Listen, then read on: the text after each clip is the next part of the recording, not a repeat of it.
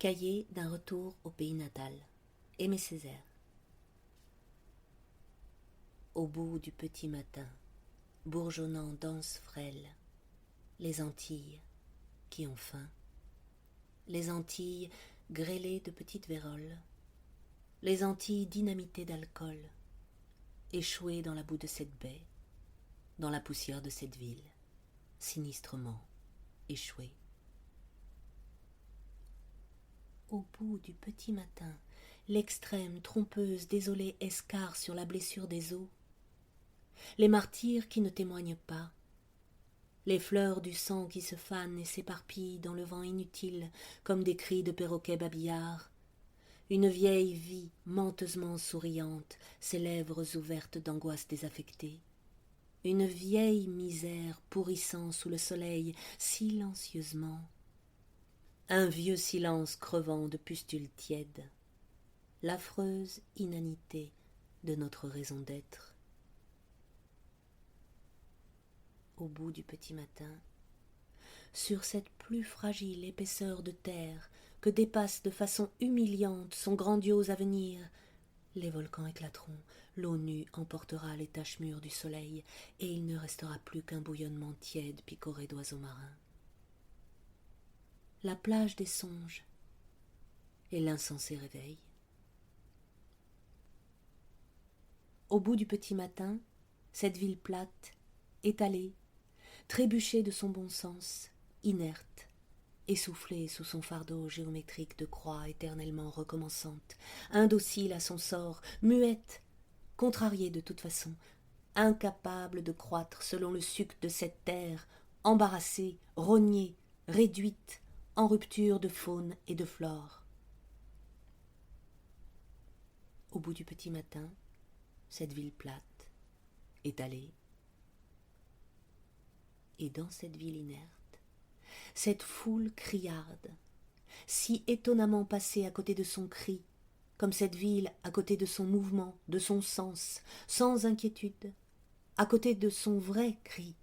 le seul qu'on eût voulu l'entendre crier, parce qu'on le sent sien, lui seul, parce qu'on le sent habiter en elle, dans quelque refuge profond d'ombre et d'orgueil. Dans cette ville inerte, cette foule, à côté de son cri de faim, de misère, de révolte, de haine, cette foule si étrangement bavarde et muette. Dans cette ville inerte, cette étrange foule qui ne s'entasse pas, ne se mêle pas, habile à découvrir le point de désencastration, de fuite, d'esquive. Cette foule qui ne sait pas faire foule. Cette foule, on s'en rend compte, si parfaitement seule sous le soleil, à la façon dont une femme, tout on eût cru à sa cadence lyrique,